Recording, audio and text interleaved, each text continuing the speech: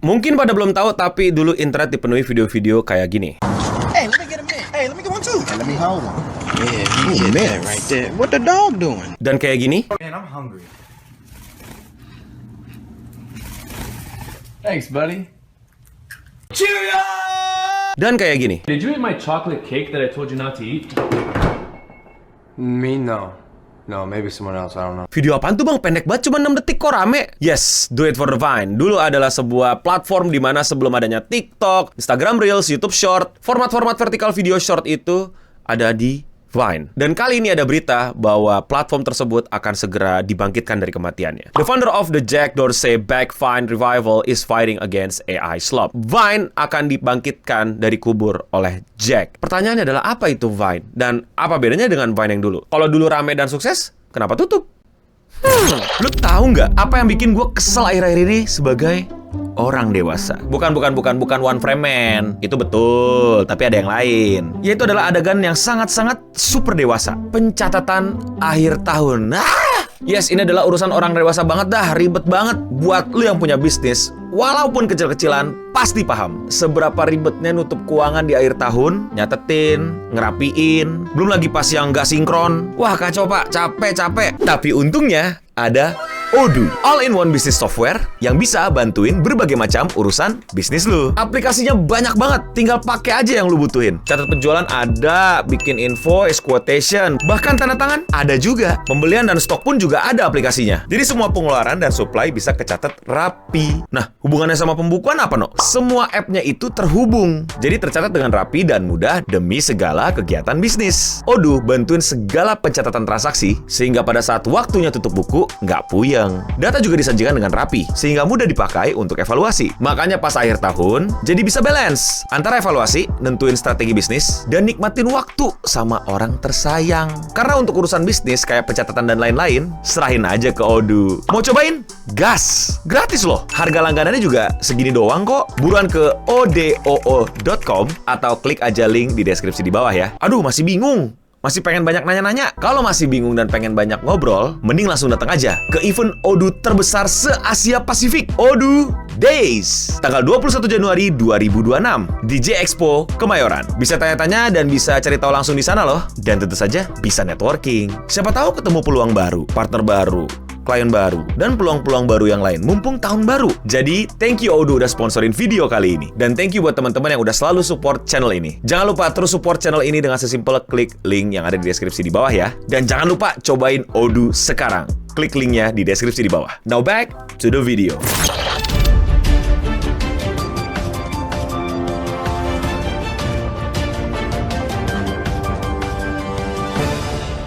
The Vine, a decentralized reboot of Vine backed by Jack Dorsey, is resurrecting the long-lost super short-form video platform. Behind the revival is one of the original Twitter employee who worked closely with Dorsey, Evan Henshaw-Platt, who goes by the alias Rabli. For the founder, The Vine isn't just a nostalgia play for bringing back old 6-second viral videos, but a sort of protest against the walled garden of black box algorithm that social media app have become with algorithm feeding user AI generated content. Jadi buat yang belum tahu, sebelum TikTok, Instagram Reels, dan lain-lain, Vine adalah dewa pertama. Platform video-video short yang bahkan durasinya cuma 6 detik. Gak hanya rame di luar, kalau kalian suka sama Brian Furan, yes!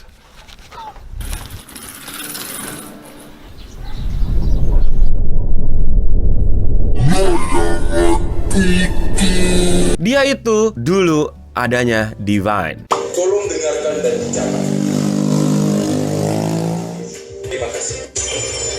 Oh, Vine. Lama banget dulu. Kayaknya udah 10 tahun ya Vine itu menghilang gitu ya. Dan sekarang mau dimunculkan kembali. Dan pertanyaannya kalau misalnya dulu emang rame dan emang pada make, kenapa sih ditutup? Kenapa selesai? Dan kenapa TikTok take over gitu sampai sekarang mungkin banyak dari kalian nggak tahu apa itu Vine? Jawabannya adalah di Vine itu tuh apa ya penjelasannya? Bisnis modelnya itu nggak rapi. Mereka punya produk yang bagus, tapi nggak ada jalur monetisasinya. Ya kasarnya bikin app gratis yang bisa dipakai sama semua orang, tapi kan mesti bayar servisnya, pegawainya, dan lain-lain, tapi tidak mendapatkan revenue. Yang biasanya revenue ini datangnya dari mana? Gampang, pengiklan, ads, atau brand, dan lain-lain. Ini gue nggak ngomongin konten kreator ya, gue ngomongin aplikasinya ya. Aplikasi dapat duit dari iklan kayak YouTube, kayak TikTok, dan lain-lain, tapi pengiklan nggak ada slotnya gitu. Mereka belum tahu bahwa kita bisa kasih slot kayak feed sponsor sponsor, yang misalnya kalau kalian lagi scroll TikTok ada tulisannya sponsor, atau di atas, atau di homepage dan lain-lain, belum kepikiran gitu, belum kelihatan, sehingga itu aplikasi bergerak terus, rame terus, tapi tidak generate revenue dan akhirnya ditutup. Padahal menurut gue seru banget karena zaman, gue nggak tahu ya eranya sampai kapan. Kalau nggak salah dulu di Vine itu tuh lu bahkan nggak bisa upload video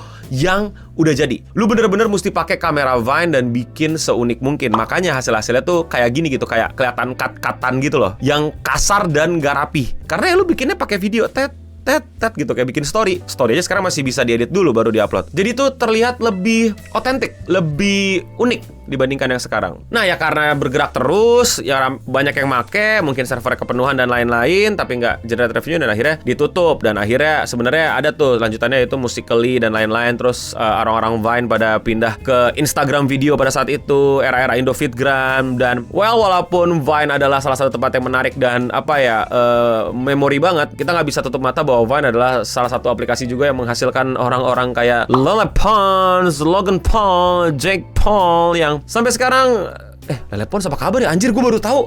Baru sadar Lele Pons. Oke, berarti tinggal Jake Paul, Logan Paul juga. Oke, lanjut. Terus kenapa sekarang dibangkitin? Kenapa sekarang diadain lagi? Kenapa sekarang dihadirkan kembali? Alasannya sih si Jack ini ya, yang dulu ngurus Twitter dan temannya ini ngelihat kayak, gue nggak tahu ya apakah ini beneran concern mereka atau cuman gimmick. There is this peep that we are seeing from Meta and OpenAI and others where they are decided that somehow we are better off with all AI created social media content, Rebel said in the interview with Business Insider. That's not where social media came from. Social media was social first. It's about human and our connection, not just pretty video. Rebel believes that the internet is experiencing N-shiftification, a pace coined by author Cory Doctorow to revert to gradual degradation of platform that prioritize serving shareholder over users. Divine, he said, is his attempt to fight back against the N-shification in code. Yang dimana gue sangat suka semangatnya kalau ini bener. Yang gue sendiri udah bilang di berbagai macam video, gue punya keresahan yang sama dengan platform-platform mengizinkan AI masuk social media gitu loh. Kayak boleh bahkan YouTube bilang silakan di AdSense gitu, kayak what? Scroll AI, tung gitu kan. Terus hiu terbang, cipancini cene gitu kan. Terus musik AI gitu kan, segala macam gitu. Kayak gua gak tau ya kalau kalian ya, gua makin hari makin less doom scrolling loh gara-gara ini, kayak gitu loh. Langsung malas aja gitu, karena gue pengen lihat kreativitasan orang, gue pengen lihat opini-opini orang, ide-ide orang, atau bahkan kebodohan-kebodohan orang sekalian gitu, dibandingkan gue ngelihat AI generated yang jadi buat gue ini semangat yang menurut gue bisa membuat Vine bisa jadi lebih sukses ke depannya, Divine lebih tepatnya, kalau emang beneran kayak begitu, dimana platform ini nggak boleh ada AI, which is good, which is very very menjual, which is sangat bikin orang interesting. Dan ya udah diduitin aja balik ke era dimana non AI gitu. Dan kalau misalnya berhasil si Divine, nah sosial media langsung bilang kayak, oh kalau nggak pakai AI malah lebih sukses tuh, mampus. Atau kebalikannya, giliran dia nggak buka AI, si Divine-nya nggak kuat, tutup lagi, kocak. Wah, itu juara tuh YouTube dan lain-lainnya gitu. Yeay, AI. By the way, selain mereka mau kayak bangkitin Divine-nya, mereka juga mau kayak semacam nge-unarchive atau semacam ngebangkitin lagi video-video lama era Vine yang sekarang juga udah bisa lu temuin di berbagai macam compilation gitu.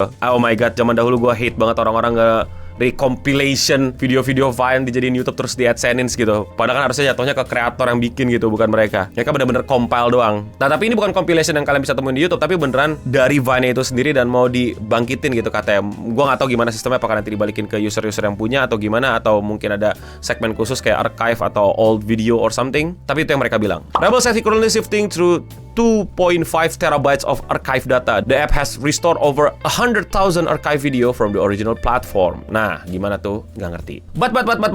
Tapi ada satu masalah besar. Kayaknya ini semua bisa nggak terjadi karena secara kontrak atau kepemilikan, Vine itu adalah bagian dari Twitter. Dan Elon Musk ngebeli seluruh perusahaan Twitter. Which mean Vine adalah milik Elon Musk. Ya, walaupun diganti nama jadi Divine, tapi apakah Elon Musk akan diam saja melihat bahwa Vine yang harus jadi milik dia dibangkitin sama pegawai Twitter dahulu? Nah, Itu jadi problem. Oh man, good old days Vine. Gue ingat banget di Indonesia ada komunitas Vine juga, Vine Indo, Vine Indonesia segala macem. Dulu juga sempat kumpul-kumpul. Dulu juga kenal-kenalan sama banyak orang dari situ. Which is the good old days. Dan Vine-nya bubar. Gue sih sudah encourage mereka untuk coba jangan nunduk sama satu platform, coba sama platform yang lain. Ada beberapa juga yang nyoba dan lain-lain. Which is that's fine. Back day, mungkin gue bisa cerita lebih banyak ya zaman dahulu Vine kayak gimana. But untuk berita yang sekarang, menurut kalian bagaimana? Ada kritikan, ada tambahan, ada koreksi? Silakan di kolom komentar di bawah. Kalau kalian suka sama berita-berita seputar internet seperti ini dan kalian mau support gue, lakuin dengan sesimpel klik tombol subscribe. Dan jangan lupa gue upload video sehari 1 walaupun lagi bindeng dan pilek. Cek channel gue dan klik menurut kalian video yang belum kalian tonton. Dan jangan lupa untuk follow gue di Vine. Nggak, belum ada. Di Instagram dan TikTok, di sana bisa share-share dan bisa komen-komen atau bisa lihat gue lagi di mana. Dan sekian seputar internet untuk episode kali ini. Gue udah pamit undur diri dan untuk kita semua, stay clean and sound.